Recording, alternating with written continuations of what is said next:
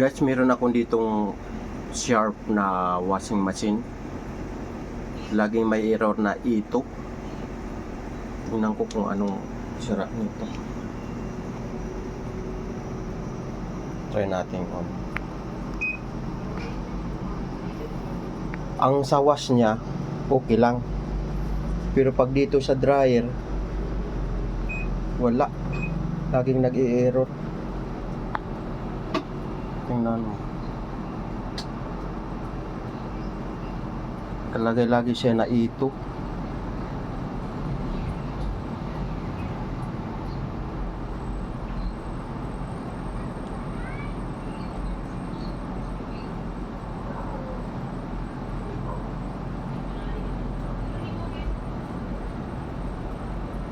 Ano siya, Sharp? Ito ang kanyang brand.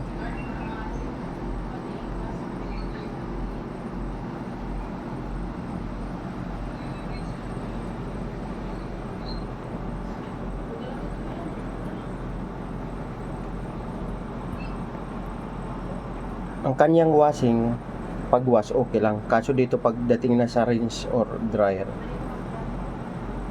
lumalabas na error. Ito ang error niya. Yun no, ito. Hindi makaproceed talaga siya.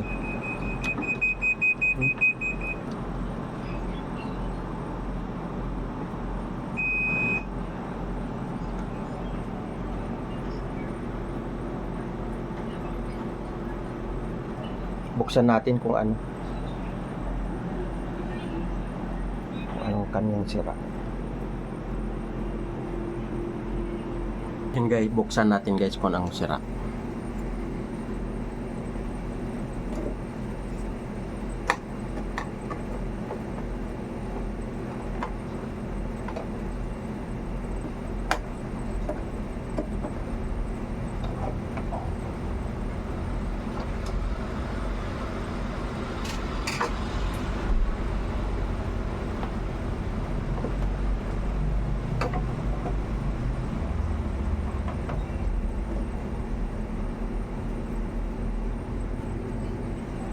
Ito siya guys.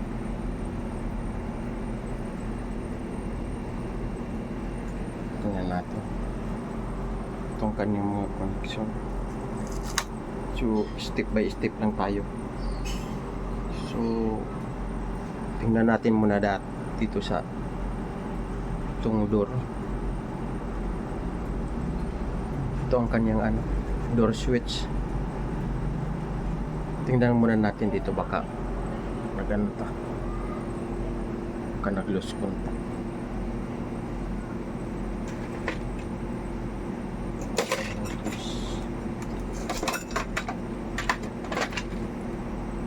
Minsan kasi na to, corroded na. Tanggalin natin.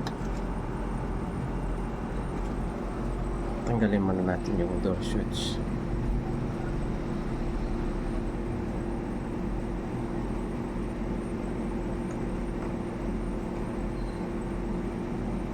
Ito guys, karamihan ito dito lang muna tayo magsimula kung masulbad man natin yung error na ito. Hayaan natin.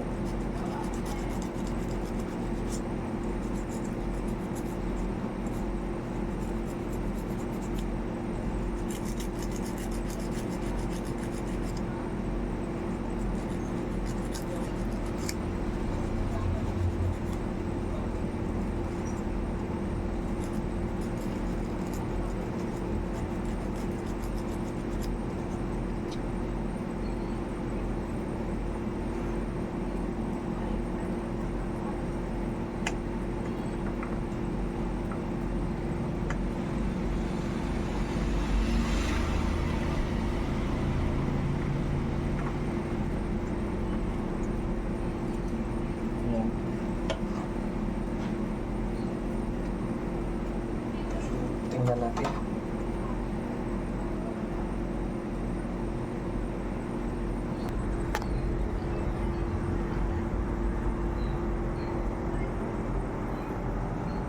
Ito Ito siya, nalinis na natin to.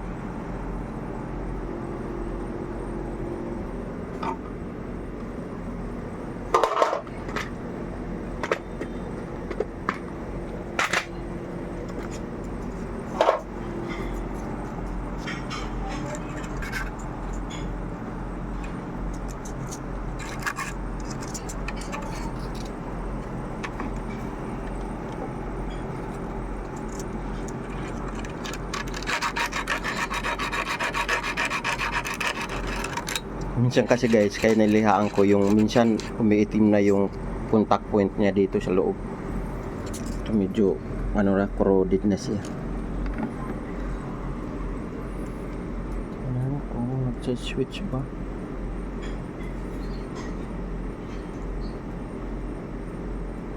Ayun. So itong kanyang connection dito, okay naman din. So tingnan natin guys, i-power on natin kung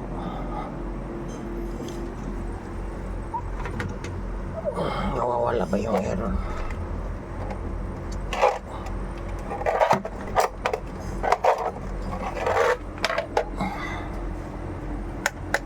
So step by step lang muna natin tayo. Power on, tapos dryer tayo. Ayun, umiikot na guys.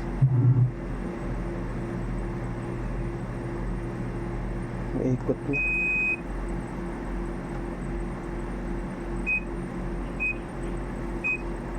Ayun. Tingnan natin kung ito na ba siya.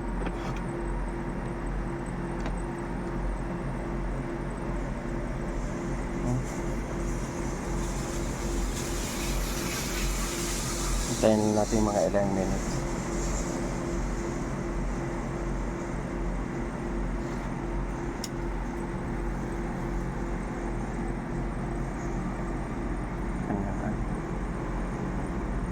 Okay pa naman din. Yan lang muna tayo.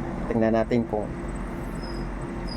mawawala ba yung error na ito.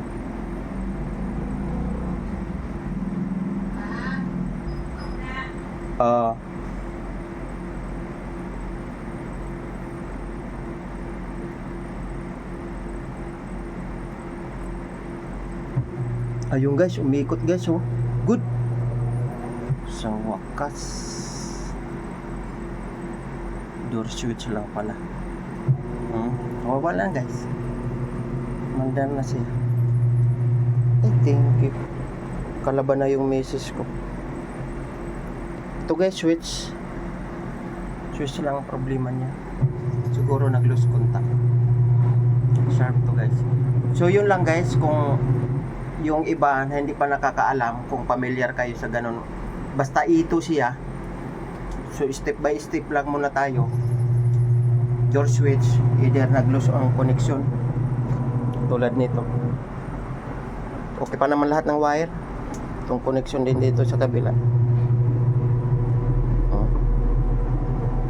So dito ang problema. So okay guys, at least na-solve natin yung problema.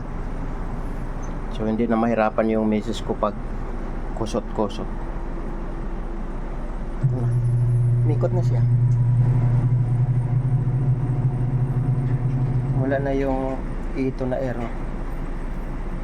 So well done. Off na natin.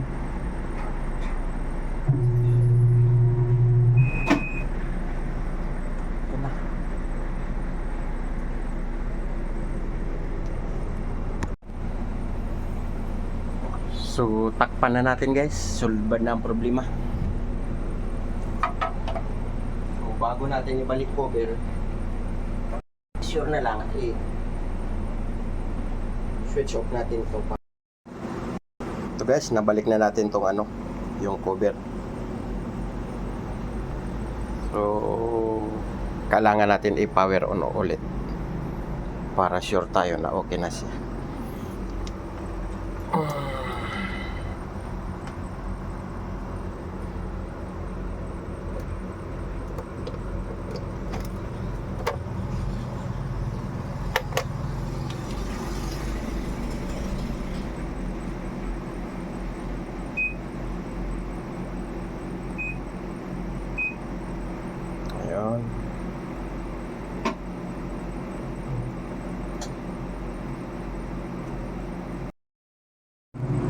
pinag-iisyaw. Umikot na talaga. Wala na yung dito na error. So hindi na mahirapan yung message ko maglaba. So yun lang guys.